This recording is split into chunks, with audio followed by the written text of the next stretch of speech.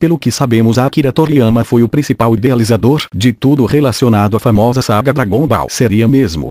Uma das primeiras ideias de Akira era criar um objeto mágico que realizasse desejos. Uma criança deu a ideia de que fosse algo similar ao gênio da lâmpada. Como a criança possuía um desenho de um dragão negro com os olhos vermelhos sangue, Akira aderiu à ideia. Porém, ele modificou algumas coisas daquele dragão, o que deixou a criança um tanto triste. 2 meses depois, Akira começava a criar o que seria hoje um dos maiores animes já feitos, que teve início em forma de mangá HQs japonesas. As esferas do dragão foram criadas, e o gênio das esferas era o enorme Shenlong verde e bondoso, que conhecíamos muito bem. Acontece que esse dragão deveria ser o dragão negro com olhos mais vermelhos do que o Shenlong que estávamos acostumados a ver. Era o desejo da pequena criança. E com um detalhe mais obscuro, na cabeça do dragão haviam manchas de sangue e ferimentos gravíssimos expostos que, obviamente, deixava subentendido que o dragão lutou até a morte, ou provavelmente já estava morto. Mas aí entra a pergunta: como uma criança oriental de mais ou menos 7 anos, veste aquela camisa? Sendo que para aquela idade, vestir algo assim era assustador. Detalhe, naquela época, animes/mangás ainda não eram coisas tão comuns assim como atualmente. Dias depois, Akira se mudava de sua antiga residência em Yokohama e deixava alguns filminhos para servir de base para quem quisesse morar lá. Acontece que algumas horas depois uma criança aparecia no quarto antigo, e chorava muito. Seus olhos estavam negros. Não se sabia o porquê de chorar tanto. A criança sussurrava com um tom depressivo: "Eu só queria ver meu amigo." Mas qual amigo? Nesse momento havia algo curioso. A criança mudou de calça, passou a usar um relógio e um tênis diferente, mas continuava a usar a mesma camisa com a imagem do dragão negro e supostamente morto. O que deixava a perceber que aquela criança era a mesma que havia dado a ideia do personagem Shenlong que Akira aderiu, mas que fora modificado mais tarde por ser considerado algo ruim para um dragão estampado na camisa do pequeno garoto. A criança ficava lá, chorando, e os tempos se passando. Anos se passaram. Finalmente lançava-se a animação japonesa Dragon Ball. Porém, ao mesmo tempo, um policial, também oriental, entrou no que poderia ser uma casa onde haviam muitos materiais de desenho antigos. Provavelmente a antiga casa que pertencia a Akira Toriyama.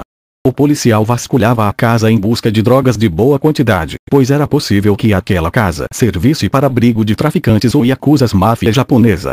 Porém, durante uma busca aprofundada, o policial e os seus companheiros encontraram uma imagem aterrorizante. Eram os traficantes. Todos tiveram seus corpos dilacerados por algum tipo de animal feroz, possivelmente selvagem. O policial e seus companheiros não ficaram assustados com a cena a princípio, porém ao olhar bem para o cadáver mais próximo, perceberam que os olhos daquele cadáver haviam ficado totalmente avermelhados, e que sua cabeça mostrava ferimentos em alto grau de gravidade. Parecia ter lutado com alguém até a morte. Alguns dias depois, durante a perícia, um dos médicos especializados em investigação de necrópsia descobriu em um dos cadáveres algo estranho. No corpo havia manchas de sangue bruto, ou seja, sangue seco, e a ferida mais exposta formava um dragão desenhado no corpo dos cadáveres. Onde ainda havia vestígios de sangue líquido se formava o olho do dragão. E todos os que estavam no hospital privado, similar ao Instituto Médico Legal do Brasil, estavam com a mesma simbologia em seus corpos. Algo fora do normal. Em cada corpo havia uma tatuagem de sangue em forma de dragão. E cada cadáver tinha um mesmo diagnóstico: cabeças com ferimentos violentamente graves, e pupilas que eram bizarramente banhados de sangue, o que assustava muitos médicos. Ainda no Japão, os policiais buscavam o responsável por esses bizarros assassinatos. Acreditava-se que fosse algum tipo de ritual satanista. Mas como alguém teria capacidade médica de mudar a cor das pupilas das vítimas? E o que significava tais ferimentos nas cabeças de forma tão psicótica? E o que significava tal dragão desenhado com sangue nos corpos?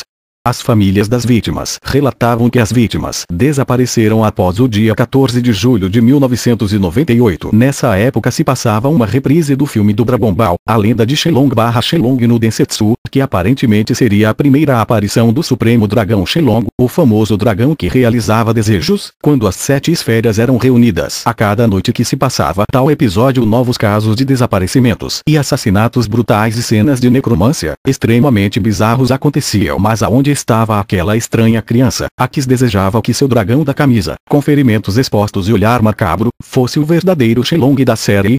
Por ironia do destino, na casa onde aconteciam os estranhos assassinatos, a porta do quarto estava trancada.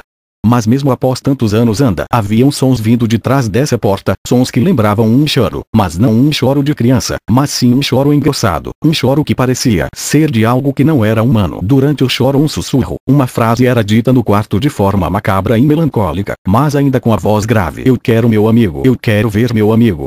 Após esse sussurro uma folha de papel saia por debaixo da porta dentro e, nessa folha tinha uma mancha que de certa forma era parecida com uma cabeça de um monstro. Ao lado da mancha, uma frase: estou aqui, estou aqui.